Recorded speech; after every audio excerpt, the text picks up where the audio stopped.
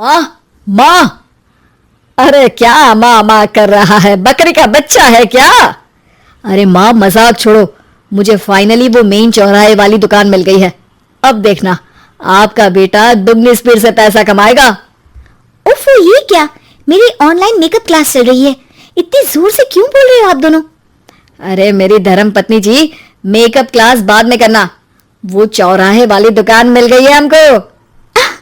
अरे वाह, रुको मैं अपनी माँ को फोन लगाकर बता देती हूँ। अरे मैं भी अपने रिश्तेदारों को बता देती हूँ, कितनी खुशी की बात है। हाँ हाँ, मैं भी अपने दोस्तों को बता देता हूँ, 1 हफ्ते बाद रजिस्ट्री है। बस घर में खुशी का मौका था। उन तीनों ने अपने अपने फोन उठाए और लोगों में बात फैलाना शुरू कर दिया। और रही सही कसर श्वेता बहू ने अपने पड़ोस में सबको बताकर कर दी। अरे वर्मा आंटी, अब हम भी जल्दी कार ले लेंगे, घर का रेनोवेशन होगा और ठाट से रहेंगे हम भी। अरे ऐसा क्या हुआ? लॉटरी बाटरी लग गई है क्या? अरे इस बार चौराहे वाली मॉल में हमको भी दुकान मिल गई है, दुकान नंबर 21, जो एकदम चौराहे पर है। अब ग्राहक बढ़ेंगे तो आमदनी भी बढ़ेगी ही ना। अरे वाह, कितनी खुशी की बात है। मैं बहुत खुश हूँ तुम्हें इतना खुश देख के। बाकी एक बात कहूँ, सबको मत बताते फिरना, किसी की नजर लग जाएगी तो खुशी की खबर वापस लौट जाएगी। हैं? ऐसे थोड़ी ना होता है, अब डरा रही हो। अरे सही कह रही हूँ, काली नजर कहते हैं इस चीज को, जब आप किसी को कुछ बताओ और वो काम बिगड़ जाए। अरे लेकिन मैं तो... तुमने सबको बता दिया ना? हाँ, फोन लगा लगा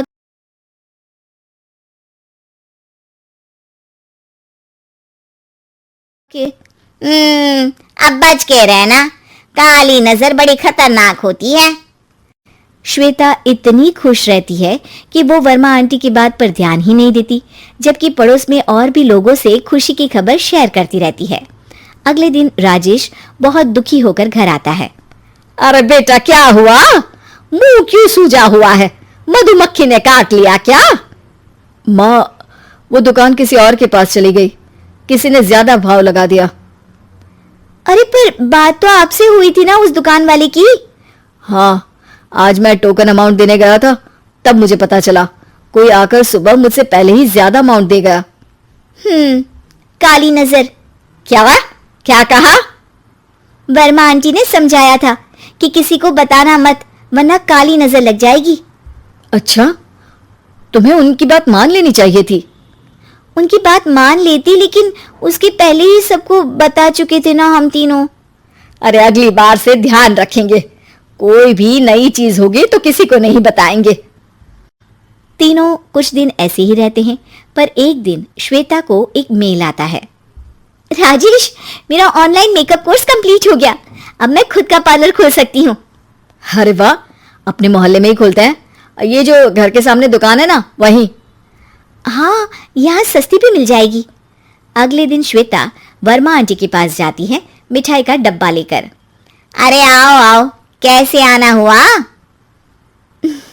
जोर से नहीं बोलूंगी, वो सामने वाली दुकान है ना, वहां मैं अपनी पार्लर की दुकान खोलने वाली हूँ, उसकी मिठाई है। अरे वाह, बहुत बधाई हो तुमको। हाँ, मैं कमाने लगूंगी तो राजेश पर पूरे घर का बोझ नहीं रहेगा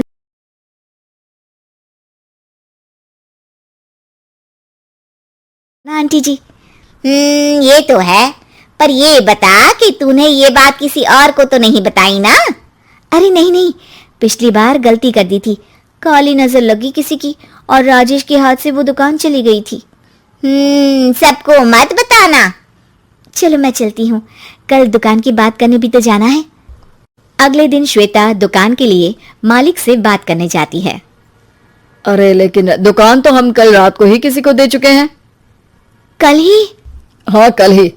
2 दिन बाद कोई यहाँ पार्लर भी खोल लेगा, अब कहीं और दुकान देख लीजिए।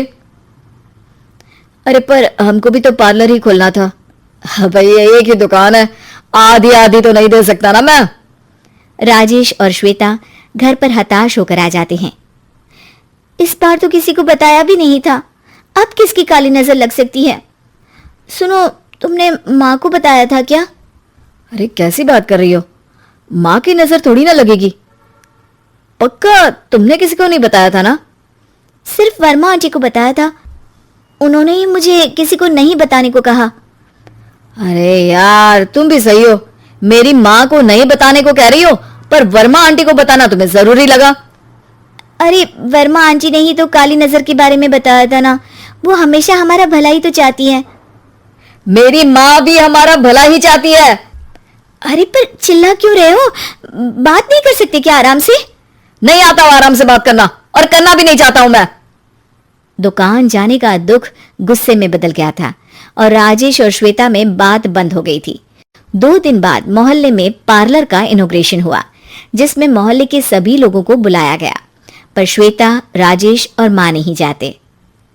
माँ अंदर आ जाओ, क्या देख रही हो? अरे नया पार्लर देख रही हूं अपने आंगन से। देखो, माँ को दूसरे का सुख देखने में कितना मजा आ रहा है। मेरा दुख नहीं दिख रहा इन्हें। यहाँ मेरा पार्लर भी तो हो सकता था। अरे चुप रहो यार, हर बात में लड़ाई क्यों ढूंढ रही हो? राजेश और श्वेता फिर बहस करने लगते थे। तभी माँ ने दोनों को बाहर बुलाया। अरे जरा देखो तो, दुकान चलाने वाले का बोर्ड पर नाम क्या लिखा है?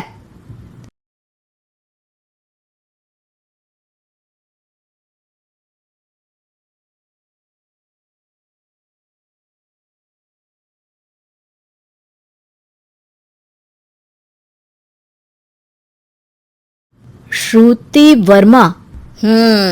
गाड़ी निकाल बेटा, हमें कहीं जाना है। काली नजर का इलाज कराने? राजेश अपनी बाइक निकालता है। तीनों ट्रिपलिंग कर रहे हैं। माँ राजेश को उस मॉल वाली दुकान पर लेकर जाती है जहां राजेश अपनी दुकान खोलने वाला था। यही दुकान लेना चाहता था ना तू? हाँ, पर इनको भी दुखी करने लेकर आई हो क्या यहाँ पर दुकान दिखाकर? वह काफी नहीं था? अरे श्वेता, थोड़ा सब्र रख, अभी पता चलेगा कि हम यहाँ क्यों आए हैं।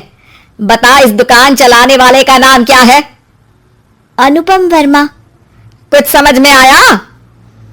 वो दुकान वाली श्रुति वर्मा, ये दुकान वाला अनुपम वर्मा, और हमारे पड़ोस में हमने उस दुकानों के बारे में बताया किसको था? वर्मा आंटी को। मतलब वर्मा आंटी ही हमारा काम बिगाड़ रही है? नहीं नहीं, ऐसा नहीं हो सकता, ये बस इत्तेफाक है। राजेश अपना फोन निकालता है और श्रुति वर्मा और अनुपम वर्मा के नाम फेसबुक पर सर्च करता है, जहां ये दोनों ही वर्मा आंटी के रिश्तेदार होते हैं। श्वेता को समझ में आ जाता है कि वर्मा आंटी की ही नजर काली नजर है। अब क्या करना है? कोई भी खुशी की खबर हो तो काली नजर से बचना है, यानी वर्मा आंटी से बचना है। अरे पर मुझे ये समझ में नहीं आया कि वो हमारे साथ ऐसा क्यों करेंगी। अरे बेटा, एक सीख है, दूर के आदमी को आपकी तरक्की से कम परेशानी होगी, पड़ोसी को ज्यादा।